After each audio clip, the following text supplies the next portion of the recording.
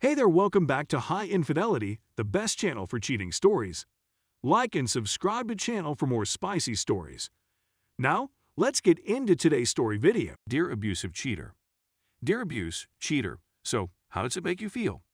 How does it feel to know you've been apprehended? Do you know what it's like to get kicked out of a place? You've earned it, without a doubt.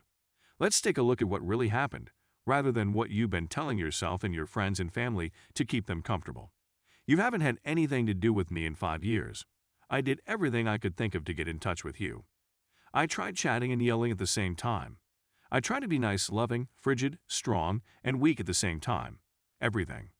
I tried to convince you to join me to the treatment facility. I failed. You didn't seem to be interested.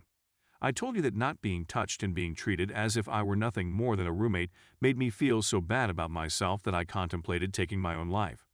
You were still disinterested in what I had to say, despite the fact that it was detrimental to my physical and mental health. I made every effort to cope. You were still disinterested in what I had to say. Even though everyone and everything told me to go, I stayed because I felt you cared about me and my well-being.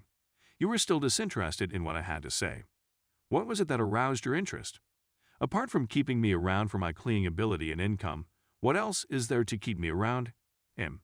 A UPS driver, to be precise. Oh, he only gave me his phone number in case I wanted to make arrangements for a special pickup at a later time. Seriously, were you expecting me to purchase it? You wanted to have an emotional affair with him, but you couldn't. You were ready to send him the love messages you hadn't given me in years since you had missed me so much. Clearly, you were attempting to keep your whereabouts a secret from me. You were eager to demonstrate all of the indicators of cheating that were there. Yes, I did look at the messages on your watch and respond to them. I once observed your passcode, but I kept it a secret because I was losing trust in your ability to keep it. Yes, I was horrible with money, even if I tried to hide it, and I was much worse when it came to spending. Did you get authorization to send those SMS messages as a consequence of your actions? Cheating has no legal basis, hence the answer is no.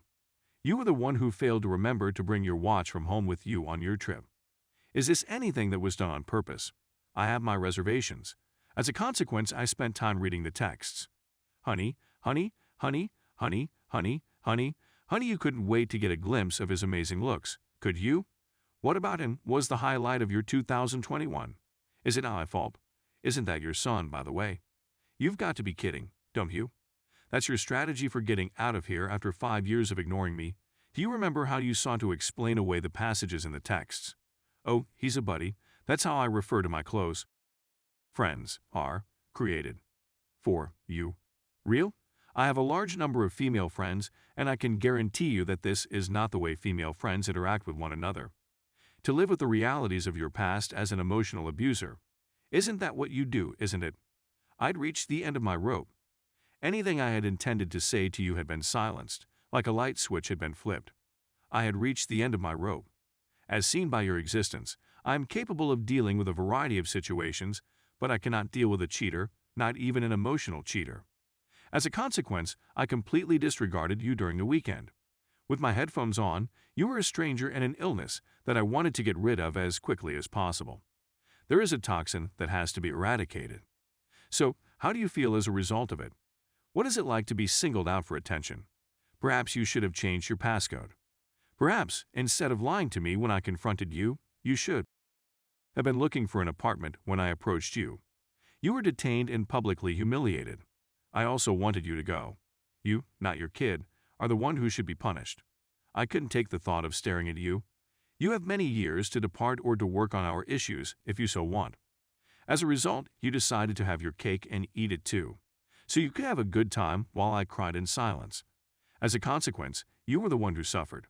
You had to depart early and come home after I had fallen asleep in order to prevent shame on my part.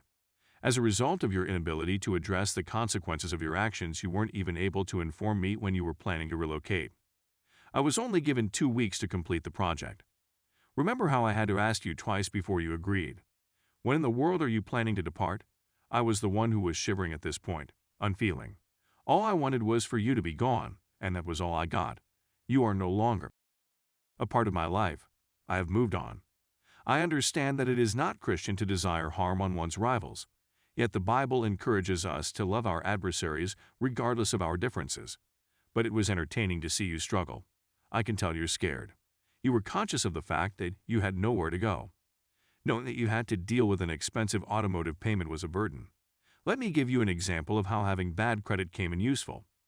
What I enjoyed about you was how you had to hide behind your son's horrible girlfriend, too terrified to even stand out for yourself.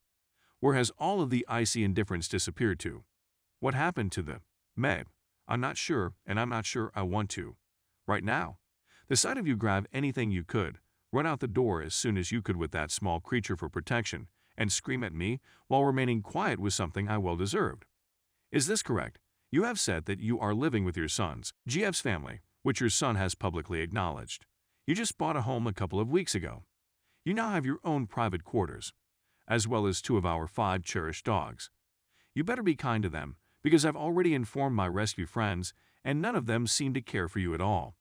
So, how do you feel as a result of it? There's just so much time in a day. She has taken refuge with her family. Running away in disgrace, leaving half of your belongings for me to give away or throw away is not acceptable. What does it feel like to sleep with your hand on a foreign pillow and nothing but your guilt to keep you company as you sleep? I made a lot of mistakes, but I accept responsibility for them, and I'm presently through counseling to find out why I made them and how I can change. I had a rediscovery of God. I was able to locate down my family once again. My life was rediscovered by myself. I'm starting to realize how much I'm appreciated. I'm feeling a lot better. So, please let me know. What emotions does it elicit in you? Do not worry, you have already been barred. Update 1. My ex-kid roommate surprised me last night when he showed up to pick up the remaining 2 boxes of stuff he had left behind in the apartment. My clothes was in the dryer when I saw him in the other side of my flat, which isn't really an apartment at all. He didn't want to bother me, so he just knocked on the top door, and they let him in without a problem. I wasn't sure whether I'd be able to make it, to be honest. I query as to how he is faring at the moment. Everything has changed at this point. He makes a statement. I wrap my arms around him and tell him how much I miss him, and that he is always welcome in our house. He is now staying with the family of his girlfriend. I didn't ask him about her, and he didn't say anything about her either. That's precisely what I was looking for. After all, I ghosted her and moved on from the situation. She threw away or donated everything she had left behind, with the exception of what was still in the attic. My landlord and his family were as gracious as always, and he was able to leave with his belongings and on good terms with me when he did. I advised him not to approach anybody he didn't know. I'm praying against hope that he won't be. Everything has changed, to say the least. After I dumped and sent his unfaithful mother out of the house, I had the idea that he was frightened and under strain. Things were plainly not going well for him at the time. I feel sad for him, however, since she is still his mother, despite everything. Everything is one of a kind. It is because of his mother that they are. Update 2. Tonight, 6 weeks ago, I regained control of my life. I confronted her about her infidelity. I informed her that I was aware. That's when I saw the messages that confirmed my suspicions. I dumped her right away. I ejected her.